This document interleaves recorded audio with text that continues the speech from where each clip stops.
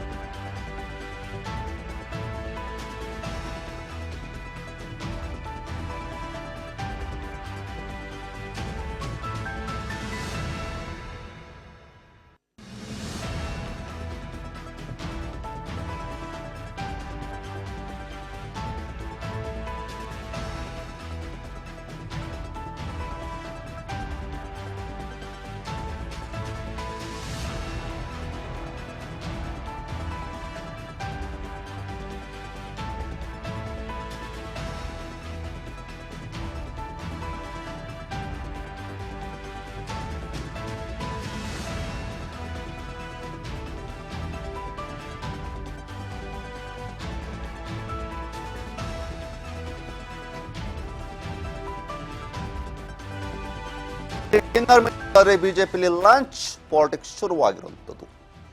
ಬಣ ಜಗಳ ನಡುವೆ ಅಖಾಡಕ್ಕಿಳಿದಂತಹ ಮಾಜಿ ಮುಖ್ಯಮಂತ್ರಿ ಅಖಾಡಕ್ಕಿಳಿದ್ದಾರೆ.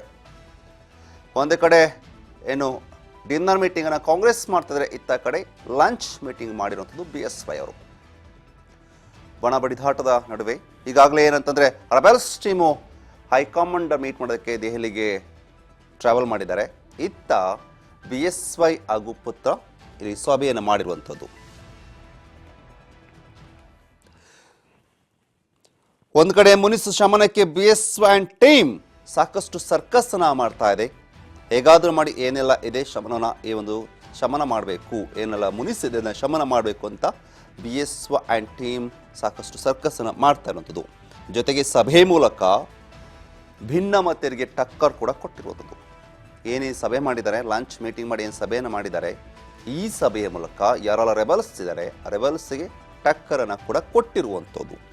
ಗೊತ್ತಿರುವಂಥ ವಿಚಾರ ಇನ್ನೇನು ಕೆಲವೇ ದಿನಗಳಲ್ಲಿ ಬಿಜೆಪಿಯ ರಾಜ್ಯಾಧ್ಯಕ್ಷರ ಕುರಿತು ಒಂದಷ್ಟು ಏನು ಬದಲಾವಣೆ ಆಗ್ತಾರೆ, ಬೇರೆ ರಾಜ್ಯಾಧ್ಯಕ್ಷರು ಬರ್ತಾರೆ, ಚೇಂಜ್ ಮಾಡಬೇಕು, ಹೀಗೆ ಸಾಕಷ್ಟು ವಿಚಾರಗಳು ನಡೀತಾನೆ ಇರುವಂಥದ್ದು. ಹಾಗಾಗಿ ಏನು ಇದೇ ಫೆಬ್ರಲ್ಲಿ ಅಥವಾ ಮಾರ್ಚ್ ಒಳಗೆ ರಾಜ್ಯಾಧ್ಯಕ್ಷರ ಆಯ್ಕೆ ಕೂಡ ನಡೆಯಲಿದೆ ಅನ್ನೋ ಮಾತುಗಳು ಕೂಡ ಬಿಜೆಪಿ ವಲಯದ ಕೇಳಿ ಬರ್ತಾ ಇದೆ. ಇದೆಲ್ಲದೂ ಕೂಡ ಇಟ್ಕೊಂಡು ಈಗ ಏನು BSY ಅಂಡ್ ಟೀಮ್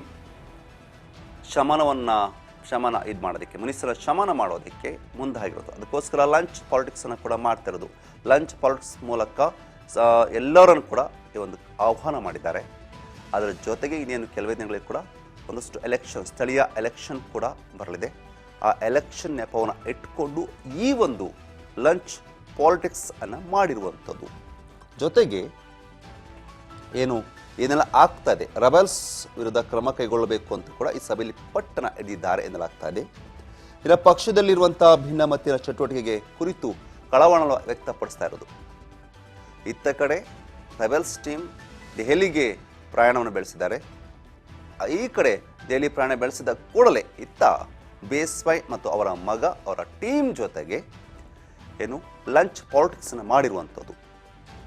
ಒಂಥರ ರಾಜಕೀಯದಲ್ಲಿ ಒಂದು ಕಡೆ ಡಿನ್ನರ್ ಪಾಲಿಟಿಕ್ಸ್ ಇದೆ, ಮತ್ತೊಂದು ಕಡೆ ಲಂಚ್ ಪಾಲಿಟಿಕ್ಸ್ ನಡೀತಾ ಇದೆ.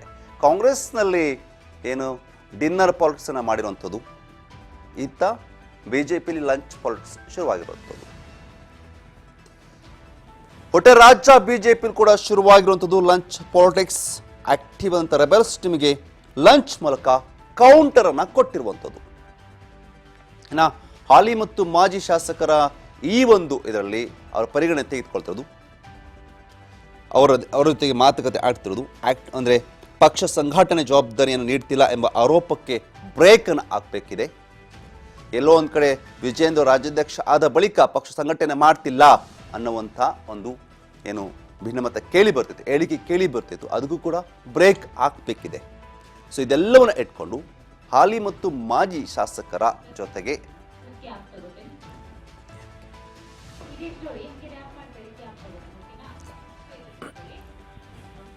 ಸೊ ಈಗೇನೀಗಾಗಲೇ ರಾಜಕೀಯದಲ್ಲಿ ಸಾಕಷ್ಟು ಒಂದು ಪಾಲಿಟಿಕ್ಸ್ ನಡೀತವೆ. ಒಂದು ಕಡೆ ಡಿನ್ನರ್ ಪಾಲಿಟಿಕ್ಸ್, ಮತ್ತೊಂದು ಕಡೆ ಲಂಚ್ ಪಾಲಿಟಿಕ್ಸ್ ನಡೀತಾ ಇರುವಂಥದ್ದು.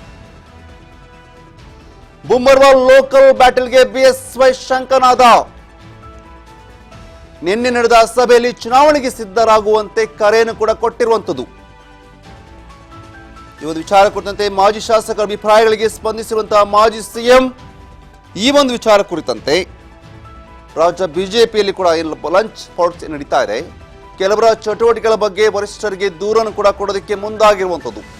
ನಾವೆಲ್ಲರೂ ಸ್ಥಳೀಯ ಚುನಾವಣೆಗೆ ಸಜ್ಜಾಗೋಣ ಅಂತ ಮಾಜಿ ಸಿಎಂ ಬಿಎಸ್ವೈ ಕರೆಯನ್ನು ಕೊಟ್ಟಿರುವಂಥದ್ದು. ಈ ಒಂದು ಲಂಚ್ ಪಾಲಿಟಿಕ್ಸ್ ನಲ್ಲಿ ಏನೆಲ್ಲ ವಿಚಾರಗಳು ಚರ್ಚೆ ಆಗಿದೆ ಅನ್ನೋದನ್ನು ನೋಡಿದ್ರೆ, ನಿನ್ನೆ ನಡೆದಂತಹ ಸಭೆಯಲ್ಲಿ ಚುನಾವಣೆಗೆ ಸಿದ್ಧರಾಗುವಂತೆ ಬಿಎಸ್ವೈ ಕರೆಯನ್ನು ಕೊಟ್ಟಿದ್ದಾರಂತೆ.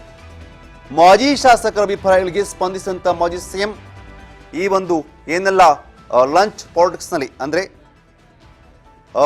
ಸ್ಥಳೀಯ ಏನು ಇದು ನಡೀತಾ ಚುನಾವಣೆ ನಡೀತೆ, ಅದಕ್ಕೆ ನಾವೆಲ್ಲರೂ ಕೂಡ ರೆಡಿ ಆಗಬೇಕಿದೆ, ಅದಕ್ಕೆ ಒಂದು ಕರೆಯನ್ನ ಕೊಟ್ಟಿದ್ದಾರಂತೆ. ಎಸ್, ಏನೆಲ್ಲ ಮಾತಾಡಿದರೆ ಲಂಚ್ ಪಾಲಿಟಿಕ್ಸ್ ಆದ ಬಳಿಕ ಬಿಎಸ್ವೈ ಏನೆಲ್ಲ ಮಾತನಾಡಿದ್ದಾರೆ ನೋಡೋಣ ಬನ್ನಿ. ನೇತೃತ್ವದಲ್ಲಿ ನಿನ್ನೆ ಇವತ್ತು ಬಹಳ ಒಳ್ಳೆಯ ಒಂದು ಕಾರ್ಯಕ್ರಮ ಆಗಿದೆ. ಮುಂದಿನ ವಾರದಿಂದ ನಾನು ನಮ್ಮ ಲಕ್ಷ್ಮೀನಾರಾಯಣ ಉಳಿದೆಲ್ಲ ಮುಖಂಡರ ಜೊತೆಗೆ ರಾಜ್ಯದ ಪ್ರತಿಯೊಂದು ಜಿಲ್ಲೆಗೆ, ಒಂದು ದಿವಸಕ್ಕೆ 2 ಜಿಲ್ಲೆಯಂತೆ ರಾಜ್ಯದ ಪ್ರತಿಯೊಂದು ಜಿಲ್ಲೆಗೆ ಹೋಗಿ ಸಾರ್ವಜನಿಕ ಸಭೆ ಮಾಡೋದಿಲ್ಲ. ಅಲ್ಲಿರುವಂಥ ಪ್ರಮುಖ ಕಾರ್ಯಕರ್ತರ ಜೊತೆ ಒಂದು 500 ಜನ 600 ಜನ ಕಾರ್ಯಕರ್ತರನ್ನು ಸೇರಿಸಿ ಮುಂದಿನ ಗ್ರಾಮ ಪಂಚಾಯತಿ, ತಾಲೂಕು ಪಂಚಾಯತಿ ಚುನಾವಣೆ, ಅಸೆಂಬ್ಲಿ ಈ ಎಲ್ಲ ಹಿನ್ನೆಲೆಯಲ್ಲಿ ಪ್ರವಾಸ ಮಾಡಬೇಕು ಅಂತ ಇವತ್ತು ನಿರ್ಧಾರ ಮಾಡಿದ್ದೇವೆ. ಮುಂದಿನ ವಾರದಿಂದ ದಿನಾಂಕ ನಿಶ್ಚಯ ಮಾಡಿ ದಿನಕ್ಕೆ 2 ಜಿಲ್ಲೆಗಳಿಗೆ ಪ್ರವಾಸ ಮಾಡುವಂಥ ಕಾರ್ಯಕ್ರಮ ಹಮ್ಮಿಕೊಂಡಿದ್ದೀವಿ. ಪ್ರವಾಸ ಪ್ರಾರಂಭ. ಮಾಜಿ ಶಾಸಕರು, ಮಾಜಿ ವಿಧಾನ ಪರಿಷತ್ ಸದಸ್ಯರು ಮತ್ತು ಚುನಾವಣೆಯಲ್ಲಿ ಸ್ಪರ್ಧೆ ಮಾಡಿದಂಥ ಮುಖಂಡರುಗಳ ಒಂದು ವಿಶೇಷ ಸಭೆಯನ್ನು ಇವತ್ತು ನಾವು ಕರೆದಿದ್ವಿ. ಹಿರಿಯರಾಗಿರ್ತಕ್ಕಂಥ ಸಂಸದೀಯ ಮಂಡಳಿಯ ಸದಸ್ಯರು, ಮಾಜಿ ಮುಖ್ಯಮಂತ್ರಿಗಳು, ರೈತ ನಾಯಕರು ಸನ್ಮಾನ್ಯ BS ಯಡಿಯೂರಪ್ಪನವರು, ಮಾಜಿ ಮುಖ್ಯಮಂತ್ರಿಗಳಾಗಿರ್ತಕ್ಕಂಥ ಸದಾನಂದ ಗೌಡಜಿಯವರು, ವಿಪಕ್ಷ ನಾಯಕರುಗಳಾದ ಆರ್ ಅಶೋಕ್ ಅವರು, ಚಲವಾದಿ ನಾರಾಯಣಸ್ವಾಮಿ ಅವರು, ಅದೇ ರೀತಿ ನಮ್ಮ ಹಿರಿಯರು ಮಾರ್ಗದರ್ಶಕರಾಗಿರ್ತಕ್ಕಂಥ ಕೃಷ್ಣ ಭಟ್ರು ವಿಧಾನ ಪರಿಷತ್ ಸದಸ್ಯರು, ಅವರು ಕೂಡ ಈ ಸಭೆಯಲ್ಲಿ ಭಾಗವಹಿಸಿದರು. ಈ ಸಭೆಯ ವಿಶೇಷತೆ ಏನಪ್ಪ ಅಂತ ಹೇಳಿದ್ರೆ, ನಾನು ರಾಜ್ಯದ ಅಧ್ಯಕ್ಷನಾದ ಮೇಲೆ ಬಹುಶಃ 8 ತಿಂಗಳುಗಳಿಂದನೇ ಸಭೆನ ಆಯೋಜನೆ ಮಾಡಬೇಕಾಗಿತ್ತು. ಕೆಲಸದ ಒತ್ತಡ, ಬೇರೆ ಬೇರೆ ಕಾರಣಕ್ಕೆ ಈ ಸಭೆ ಮಾಡೋದಕ್ಕೆ ಸಾಧ್ಯ ಆಗಿರಲಿಲ್ಲ. ಆದರೆ ಇಂದಿನ ಸಭೆಯಲ್ಲಿ ಪಕ್ಷವನ್ನು ಹೇಗೆ ಇನ್ನೂ ಬಲಪಡಿಸಬೇಕು, ಮುಂದಿನ ದಿನಗಳಲ್ಲಿ ಎಲ್ಲ ಸಮಾಜ, ಎಲ್ಲ ವರ್ಗದ ಜನರನ್ನು ವಿಶ್ವಾಸಕ್ಕೆ ತೆಗೆದುಕೊಂಡು ಜಿಲ್ಲಾ ಪಂಚಾಯಿತಿ, ತಾಲೂಕು ಪಂಚಾಯಿತಿ ಚುನಾವಣೆಗಳು, ನಮ್ಮ ಕಾರ್ಯಕರ್ತರ ಚುನಾವಣೆ ಹೇಗೆ ನಾವು ಚುನಾವಣೆನ ಎದುರಿಸಬೇಕು ಅಂತ. ರಾಜಕೀಯ ಪಕ್ಷ ಅಂದಮೇಲೆ ಸಣ್ಣ ಪುಟ್ಟ ವ್ಯತ್ಯಾಸಗಳು, ಗೊಂದಲಗಳು ಇರ್ತದೆ. ಅವೆಲ್ಲವನ್ನೂ ಕೂಡ ಕೇಂದ್ರದ ವರಿಷ್ಠರು ಗಮನಿಸ್ತಾ ಇದ್ದಾರೆ. ಅದು ನಮ್ಮೆಲ್ಲರ ಕರ್ತವ್ಯ. ನಾವೆಲ್ಲರೂ ಕೂಡ ಒಗ್ಗಟ್ಟಾಗಿ, ಒಂದಾಗಿ ಪಕ್ಷವನ್ನು ಬಲಪಡಿಸ್ತಕ್ಕಂಥ ಕೆಲಸ ಮಾಡಬೇಕು ಅನ್ನೋ ಸಂದೇಶವನ್ನು ಸನ್ಮಾನ್ಯ ಯಡಿಯೂರಪ್ಪನವರು, ಎಲ್ಲ ಹಿರಿಯರು ಕೂಡ ನೀಡಿದ್ದಾರೆ. ಇಂದು ರಾಜ್ಯಾಧ್ಯಕ್ಷರ ನೇತೃತ್ವದಲ್ಲಿ ಮಾಜಿ ಸಚಿವರುಗಳ, ಮಾಜಿ ಶಾಸಕರುಗಳ, ಮಾಜಿ ವಿಧಾನ ಪರಿಷತ್ ಸದಸ್ಯರುಗಳ ಹೊಸದಾಗಿ ಚುನಾವಣೆಗೆ ಯಾರು ಸ್ಪರ್ಧೆ ಮಾಡಿದ್ರು ಎಲ್ಲರನ್ನ ಕರೆದು ಪಕ್ಷದ ಸಂಘಟನೆ, ಮುಂಬರುವ ಲೋಕಲ್ ಬಾಡೀಸ್ ಎಲ್ಲ ಬಗ್ಗೆ ಚರ್ಚೆ ಆಗಿದೆ. ಬಹಳ ಅತ್ಯಂತ ಒಳ್ಳೆ ಚರ್ಚೆಗೆ ಸಂಘಟನೆ ಆಗಿದೆ. ರಾಜ್ಯದ ಅಧ್ಯಕ್ಷರು ಅವರು ಏನು ಇವತ್ತು ಒಳ್ಳೆ ಕೆಲಸ ಮಾಡಿದರೆ ಅದಕ್ಕೆ ನಾವು ಅವರೆಲ್ಲರೂ ರಾಜ್ಯದ ಅಧ್ಯಕ್ಷರಿಗೆ ನಾವೆಲ್ಲ ಸಂಪೂರ್ಣವಾದ ಬೆಂಬಲವನ್ನು ಕೊಟ್ಟಿದ್ವಿ. ಅವರ ನೇತೃತ್ವದಲ್ಲಿ ಚುನಾವಣೆ ಹೋಗ್ಬೇಕಂತ ನಮ್ಮೆಲ್ಲರ ಅಭಿಪ್ರಾಯವನ್ನು ವ್ಯಕ್ತಪಡಿಸಿದ್ವಿ. ತಾವೇನೋ ಸಭೆಯಲ್ಲಿ ಗರ್ಜಿಸಿದ್ರು ಅಂತ ನೋಡಿ, ನಾನು ಸಂಘಟನೆ ಬಗ್ಗೆ ಅಷ್ಟೇ ಮಾತಾಡಿದ್ದೀನಿ. ನನಗೆ ಯಾರ ಬಗ್ಗೆ ವೈಯಕ್ತಿಕ ಇಲ್ಲ. ರಾಜ್ಯದ ಅಧ್ಯಕ್ಷರು ಆದಮೇಲೆ ಈ ವಕಫ್ ಇರ್ಬೋದು, ಯಾವುದೇ ಇರ್ಬೋದು, ಅವರೇ ಸುಪ್ರೀಂ. ಅನಿವಾರ್ಯ ಅನಗತ್ಯವಾಗಿ ಕೆಲವು ಟೀಕೆ ಮಾಡೋದು, ಈ ಪತ್ರಿಕೆಯಲ್ಲಿ ನನಗೆ 100 ಸೀಟ್ ಕೊಡ್ರಿ, ಅದು ನನಗೆ 50 ಸೀಟ್ ಕೇಳ್ತೀನಿ, ಕೊಡ್ತಾರಾ? ಏನು ಇದು ಹುಚ್ಚುಚಾಟನ? 100 ಸೀಟ್ ಕೊಡ್ರಿ, ಅದು ಏನಿದು? ಏನು ಪರ್ಯಾಯ ಶಕ್ತಿ ಮಾಡೋಕೆ ಕೊಟ್ಟಿದ್ದೀರಾ? ಪರ್ಯಾಯ ನಾಯಕತ್ವ ಇಲ್ಲೇ ಅಲ್ಲ. ರಾಷ್ಟ್ರಕ್ಕೆ ನಡ್ಡಾಜಿಯವರು, ರಾಜ್ಯಕ್ಕೆ ವಿಜಯೇಂದ್ರ ಅವರು, ಅವ್ರ ನೇತೃತ್ವ ಚುನಾವಣೆ ರಾಜ್ಯದ ಅಧ್ಯಕ್ಷ ಸುಪ್ರೀಂ ಅವ್ರನ್ನೇ.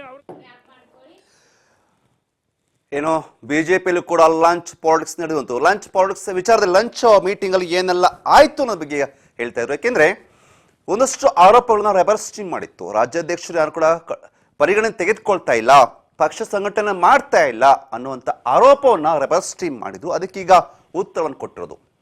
ಅಂದ್ರೆ ಯಾರೆಲ್ಲ ಚುನಾವಣೆಗೆ ಸ್ಪರ್ಧಿಸಿದ್ರು, ಫಸ್ಟ್ ಟೈಮ್ ಆಗಲಿ ಯಾರೆಲ್ಲಾಗಿ ಎಷ್ಟು ಸಾರಿ ಇರ್ಬೋದು, ಹಾಲಿ ಇರ್ಬೋದು ಮತ್ತು ಮಾಜುಗಳ ವಿಶ್ವಾಸವನ್ನ ಗಳಿಸೋದಿಕ್ಕೆ ಅವರೆಲ್ಲರೂ ಕೂಡ ಲಂಚ್ ಮೀಟಿಂಗ್ಗೆ ಆಹ್ವಾನ ಮಾಡಿದ್ರು, ಕರೆದು ಒಂದಷ್ಟು ವಿಚಾರಗಳ ಬಗ್ಗೆ ಚರ್ಚೆ ಮಾಡಿರೋದು. ಒಂದು ಕಡೆ ಪಕ್ಷ ಸಂಘಟನೆ ಮಾಡ್ತಾ ಇದೀವಿ ಅನ್ನೋದನ್ನ ತೋರಿಸೋದು, ಮತ್ತೊಂದು ಕಡೆ ನಾವೆಲ್ಲ ಒಗ್ಗಟ್ಟಾಗಿದ್ದೀವಿ ಅನ್ನೋದನ್ನ ರೆಬಲ್ಸ್ ಟೀಮಿಗೆ ಒಂದು ಸ್ಟ್ರಾಂಗ್ ಮೆಸೇಜ್ ಅನ್ನ ಕೊಡಬೇಕಿತ್ತು. ಇದನ್ನ ಈಗ ವಿಜೇಂದ್ರ ಹಾಗೂ BSY ಟೀಮ್ ಮಾಡಿ ಇರುವಂಥದ್ದು.